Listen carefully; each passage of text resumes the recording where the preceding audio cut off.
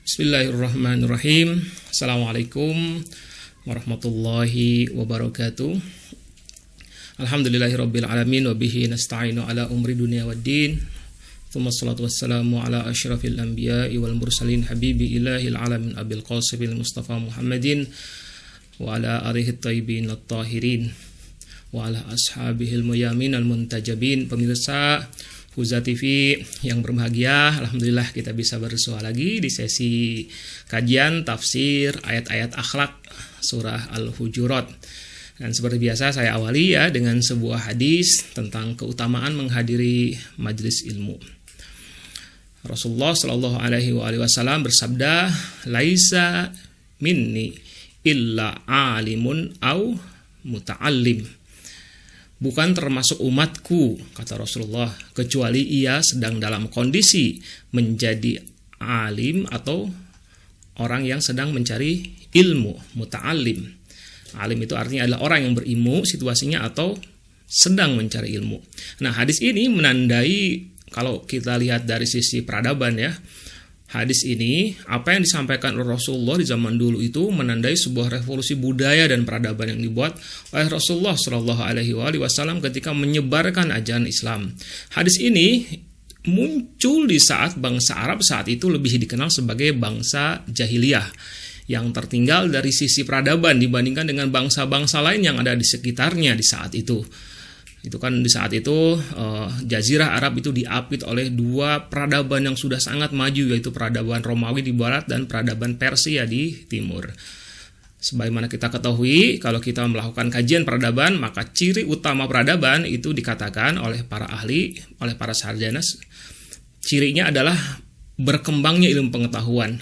Nah, di saat bangsa Arab saat itu memiliki stigma dan dikesankan sebagai bangsa yang tidak begitu peduli dengan ilmu pengetahuan, Rasulullah Shallallahu Alaihi Wasallam menyampaikan hadis yang luar biasa tadi, yang menyatakan bahwa seseorang baru dianggap sebagai pengikut beliau kalau ia berada pada salah satu di antara dua kondisi ini: orang yang berilmu atau orang yang mencari ilmu.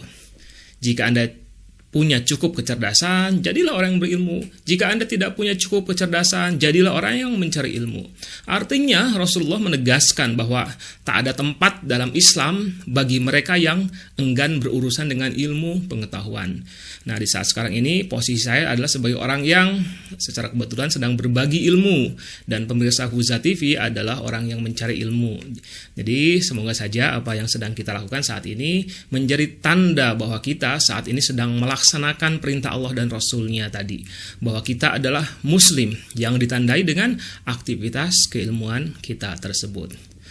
Nah, pemirsa Huza TV yang dirahmati oleh Allah, pada pertemuan-pertemuan sebelumnya kita sudah membahas tafsir ayat pertama surah Al-Hujurat. Kita sudah membahas betapa sangat buruknya bersikap ekstrim, sikap berlebihan mendahului Allah dan Rasul-Nya. Lalu kita juga sudah membahas hal-hal yang terkait dengan akhlak, betapa akhlak adalah bagian dari ajaran Islam yang amat sangat penting dan menentukan kualitas penghambaan kita kepada Allah. Nah, sesi kita kali ini adalah pembahasan terakhir atas tafsir ayat pertama surah Al-Hujurat. Dan beberapa tema yang akan kita bahas di sesi ini adalah soal iman dan takwa. Kemudian kita juga akan membahas amar ma'ruf nahi mungkar, kemudian juga membahas keselarasan antara hukum dari Rasulullah dengan hukum dari Allah, serta kita juga akan membahas perilaku justifikasi atas kesalahan yang sering dilakukan oleh manusia sebagai perilaku yang sia-sia. Nah, bagaimana pembahasannya, penjelasannya? Mari kita ikuti ya. Nah, pemirsa Huza TV yang berbahagia, kita bacakan lagi ya ayat pertama dari surah Al-Hujurat. A'udzubillahi minasyaitonirrajim. Ya ayyuhalladzina amanu la tuqaddimu baina yadayillahi wa rasulihi wattaqullaha innallaha samii'un alim. Artinya adalah, hai orang-orang yang beriman, janganlah kalian mendahului Allah dan Rasul-Nya, dan bertakwalah kepada Allah. Sesungguhnya Allah Maha mendengar lagi Maha mengetahui. Nah, pelajaran lainnya yang bisa kita ambil dari ayat ini adalah soal iman dan takwa. Ayat ini ditujukan kepada orang-orang yang beriman. Ya ayyuhalladzina amanu. Nah, kemudian baru setelah itu di bagian lain ayat ini dikatakan wattaqullah, bertakwalah kepada Allah. Nah, dari sini kita bisa melihat bahwa takwa itu pasti derajatnya lebih tinggi daripada iman. Dan iman menjadi syarat ketakwaan. Ini juga bermakna bahwa takwa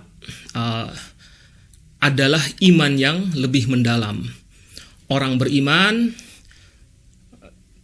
yang mendahului Allah dan Rasulnya adalah orang yang tidak bertakwa. Walaupun dia tetap tidak melepaskan keimanannya, dia tetap sebagai orang beriman, akan tetapi dia disebut sebagai orang yang tidak bertakwa gara-gara ada hal yang tidak dia lakukan sebagai orang yang beriman. Apa itu? Mendahului Allah dan Rasulnya.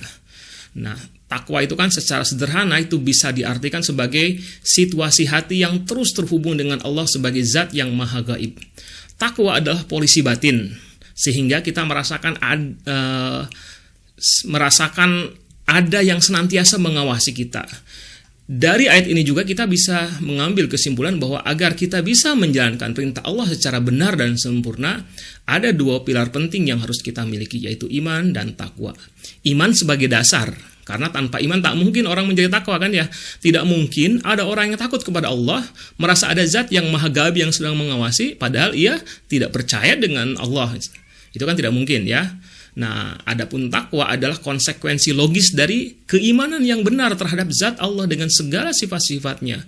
Ketika kita percaya dan yakin bahwa Allah itu maha gaib, yang artinya meskipun kita tidak bisa melihat, kita tidak bisa mendengar Allah, atau tidak bisa kita saksikan dengan panca indera, tapi kita yakin bahwa Allah itu ada dan Allah itu juga maha mendengar dan maha mengetahui. Nah, di ayat ini ketika dikatakan innallaha sami'un alim, dikatakan demikian ya. Jadi kita percaya bahwa Allah yang maha gaib yang tidak kita lihat itu, tapi Allah melihat kita. Allah yang tidak bisa kita dengar, tapi Allah mendengar kita. Allah yang tidak kita ketahui keberadaannya ada di mana, tapi Allah tahu gitu kan ya apa yang sedang terjadi pada diri kita. Nah, karena adanya keimanan terhadap Allah dengan segala sifat-sifatnya, itulah maka selayaknya kita selalu merasakan kehadiran Allah yang mengawasi kita. Di sisi inilah maka kita melihat keterkaitan antara mendahului Allah dan Rasulnya dengan masalah ketakwaan. Orang yang mendahului Allah dan Rasulnya adalah orang yang merasa dirinya lebih tahu dari Allah dan Rasulnya, sehingga tindakan-tindakannya melampaui apa yang telah ditetapkan oleh Allah dan Rasulnya.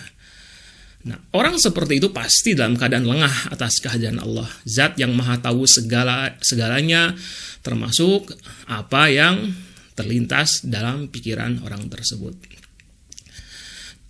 Pemirsa Huza TV yang dirahmati Allah, pembahasan tentang makna takwa ini sebenarnya akan saya sampaikan lebih panjang lagi saat kita membahas ayat ke-13 dari surah Al-Hujurat ini, yang di surah tersebut kan nanti akan kita bicarakan tentang ketakwaan sebagai parameter kemuliaan di sisi Allah. Inna akramakum indallahi atqakum. Nah, untuk sementara ini kita cukupkan pembahasan tentang ketakwaan yang dihubungkan dengan tafsir ayat pertama surah Al-Hujurat. Sampai di sini dulu dan kita lanjutkan pembahasan berikutnya masih terkait dengan pesan moral yang bisa kita dapatkan dari ayat pertama surah Al-Hujurat ini.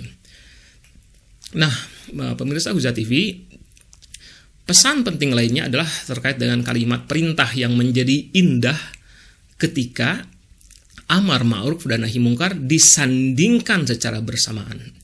Di sini ada dua kalimat perintah. Yang satu adalah berupa nahi mungkar dengan mengatakan la tuqaddimu, jangan mendahului. Tapi kemudian masih di ayat yang sama ada kalimat perintah yang berupa anjuran atau perintah untuk melakukan sesuatu, yang dalam bahasa agama kita menyebutnya amar ma'ruf gitu, memerintahkan kepada kebaikan. Apa itu? Wattaqullah gitu.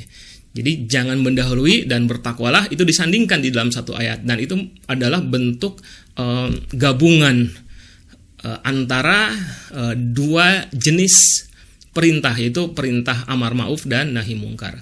Amar ma'ruf dan nahi mungkar adalah dua cara pemberian perintah yang perlu dipakai, karena tanpa ada nahi mungkar yaitu kalau hanya amar ma'ruf misalnya, hanya ada perintah saja atau hanya ada rekomendasi saja tanpa disebutkan hal-hal yang terlarang, maka manusia tak akan tahu hal-hal yang tidak boleh, yang bisa jadi dia melakukannya, akhirnya terjerumus untuk melakukannya dan dia terkena dosa. Begitu juga dengan tanpa adanya amar ma'ruf, misalnya hanya nahi mungkar saja, hanya pelarangan saja. Ini juga akan membuat orang tidak tahu apa yang harus dilakukan dan apa yang direkomendasikan. Dia hanya terdiam saja, bingung apa yang harus dilakukan gitu. Karena yang ada misalnya hanyalah larangan saja. Ini tidak boleh, itu tidak boleh, jangan seperti ini, jangan seperti itu. Tapi apa yang harus dilakukan? Kalau misalnya tidak ada amar ma'ruf, maka orang-orang itu tidak tahu apa yang harus dilakukan. Nah, kemudian pemirsa Huza TV, pesan moral lainnya adalah tentang hukum yang disampaikan Rasulullah Shallallahu Alaihi Wasallam adalah hukum dari Allah juga. Keduanya, yaitu hukum yang disampaikan oleh Allah, Rasulullah dan Allah, keduanya tidak mungkin berbeda, apalagi bertentangan. Makanya ketidakpatuhan terhadap Rasulullah adalah ketidakpatuhan terhadap Allah. Mendahului Rasulullah itu sama dengan mendahului Allah. Dan ini, konsep ini sangat penting sebenarnya ya, karena terkait dengan falsafah nubuwah, falsafah kenabian, atau landasan filosofis kenapa ada orang yang diutus oleh Allah sebagai nabi. Secara ringkas dikatakan bahwa nabi adalah utusan Allah yang membawa risalah ilahiyah sebagai petunjuk bagi manusia. Nah, seseorang yang dipilih sebagai nabi pasti karena ia punya kapasitas menyampaikan ajaran Tuhan secara benar dan apa adanya, tanpa dikurangi ataupun ditambah. Karenanya Nabi tak mungkin menyampaikan apa yang berbeda dengan apa yang diperintahkan oleh Allah. Nabi harus terbebas dari kesalahan, terbebas dari hawa nafsu, dan terbebas dari kecenderungan-kecenderungan pribadi. Nah, ini adalah hal yang sangat penting dihubungkan dengan apa yang menjadi pesan moral dari ayat pertama surah Al-Hujurat ini. Ketika dikatakan bahwa la tuqaddimu baina yadayillahi wa rasulih, janganlah engkau melampaui atau melewati, melebihi dari apa yang telah ditetapkan oleh Allah dan Rasulnya. Ini adalah pembahasan ada hubungannya dengan permasalahan falsafah kenabian yang sangat penting. Dan kalau kita lihat, kalau kita dengar, kalau kita perhatikan, ada pihak-pihak tertentu yang di luar Islam yang sering kali menyampaikan kritikan terhadap Islam dengan mengatakan bahwa Rasulullah misalnya, naudzubillah min dzalik, itu menyampaikan sesuatu yang berbeda dari apa yang pernah dibawa oleh yang sebenarnya yang seharusnya disampaikan atau dibawa dari Allah Subhanahu wa taala. Karena apa? Misalnya mereka mengatakan bahwa Rasulullah itu adalah manusia biasa yang punya hawa nafsu, yang punya keinginan, punya sifat-sifat manusiawi, kadang-kadang lupa dan lain sebagainya. Padahal tidak demikian ya. Kalau misalnya Rasulullah naudzubillah min dzalik dipersepsikan seperti itu, maka itu artinya sama saja dengan menyatakan bahwa Allah gagal memilih orang. Naudzubillah min dzalik, sekali lagi ya, gagal memilih orang yang tepat untuk membawa risalahnya. Dan ini pemahaman semacam itu bisa kita ambil dari ayat pertama surah Al-Hujurat tadi, ketika kita berbicara tentang bahwa ada kesesuaian, ada kesamaan, ada kesambungan, ada satu tarikan nafas antara apa yang disampaikan Allah, apa yang disampaikan Rasulullah dengan apa yang sebenarnya datang dari Allah. Sehingga ketika kita melakukan pembanggangan terhadap Rasulullah, pada dasarnya kita melakukan pembanggangan terhadap Allah Subhanahu wa taala. Nah, pemirsa Huza TV, pembahasan terakhir dari ayat ini adalah terkait dengan kebiasaan manusia yang suka mencari-cari justifikasi pembenaran atas kesalahan yang dilakukan, termasuk dalam konteks ayat ini, yaitu kesalahan dalam hal mendahului Allah dan Rasulnya, atau bersikap ekstrim dalam agama.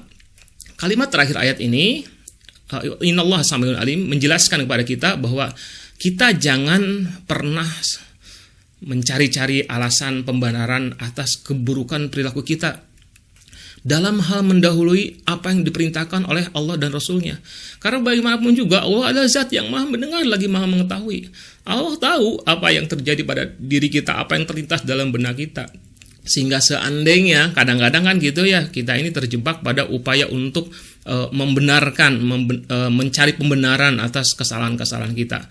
Padahal kalau dihubungkan dengan Allah yang maha mendengar, Allah yang maha mengetahui, maka segala macam upaya pembenaran tersebut menjadi sia-sia saja. Nah, pemirsa Huza TV yang berbahagia, demikianlah pembahasan kita kali ini.